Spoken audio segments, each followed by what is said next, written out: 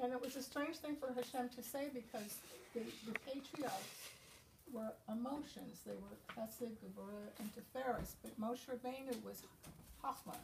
We were going to get the Torah through him. We were going to get it with our intellect. Hashem wanted us to use our intellect and integrate that with everything. So why was he saying to Moshe, what are you asking me for? Moshe was supposed to ask. Moshe was doing his job.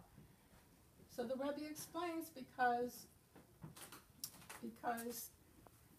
the intellect by itself is a problem. The intellect is cold. Like we could hear all these great speeches tonight, and we could learn our Rambam, we could go to classes. I went to a class for 18 months in Eretz Yisrael all about Mashiach. There's a lot to learn. Wow. But if it's all in our intellect, we start calculating.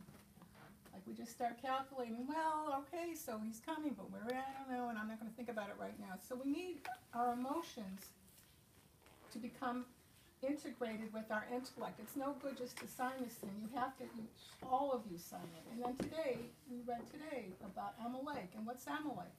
Amalek was not the first to attack the Jewish people. First, the Egyptians attacked.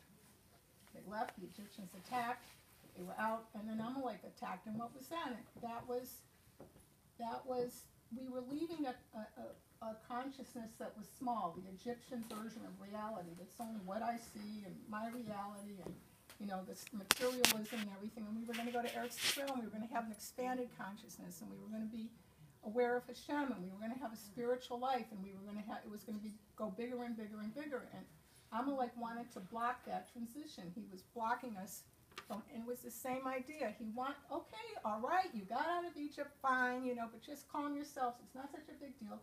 And we all know that Amalek is coldness. The intellect is cold.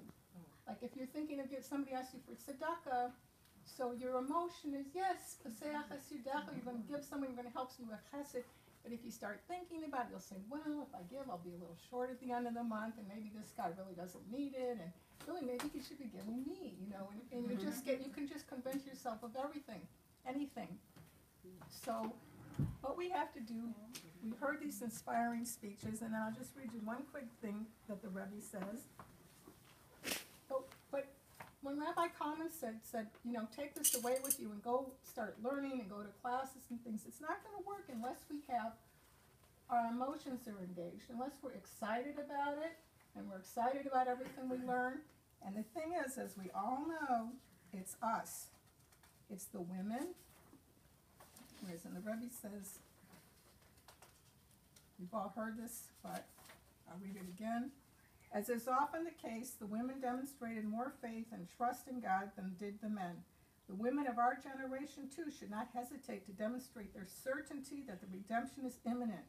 To be sure, until the moment of redemption arrives, we should all feel the bitterness of the exile and pray fervently to God that He bring it to an end. But at the same time, our unshakable confidence in God, that God will fulfill His promise of redemption, should fill us with overflowing joy. The women, on the strength of their innately more deep-seated faith, should already begin celebrating the redemption, even with music and dancing, and this should inspire the men to follow suit. So we want to sign with our whole hearts and with our enthusiasm, and we want to carry it home, and we want to carry it on to tomorrow, and we have to actually feel everything that we heard tonight. I don't think anyone's quarreling with anything we heard. We all agree, but we have to feel it too and be warm and hot about it. So we're going to sign. I think we need a l'chaim. Yeah. Words are good. Oh, good. Beautiful. Very well. So is there a l'chaim? Yes, Yeah. sir.